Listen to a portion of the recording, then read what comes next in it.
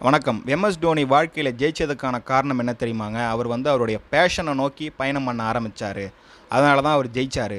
எப்படின்னு பார்த்தீங்கன்னா, சின்ன வயசுல சென்ட்ரல் கவர்மெண்ட் வேலை, ஒரு ரயில்வே டிபார்ட்மெண்ட்ல வேலை கிடைச்சுமே அதில ஒரு மன திருப்தி இல்ல. ஏன்னா, அவர் உயிர் மூச்சாக கொண்டது கிரிக்கெட் தான். கிரிக்கெட் மேல தான் அவருக்கு ஒரு பேஷன். அந்த பேஷன நோக்கி போனோம் தான் அவருடைய கனவாக இருந்தது. அந்த பேஷன நோக்கி போனாரு. வாழ்க்கையில ஜெயிச்சாரு.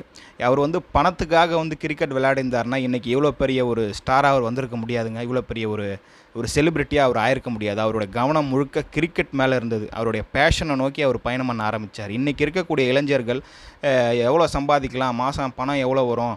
1,00,000 வருமா? 2,00,000 வருமான்னு சொல்லிட்டு பணத்த கணக்கு போட்டு உட்காந்துட்டு இருக்கோம். தூக்கி குப்பையில போடுங்க. உங்க பேஷன நோக்கி நீங்க ஓட ஆரம்பிங்க. நிச்சயமாக வாழ்க்கையில ஜெயிக்கலாம்.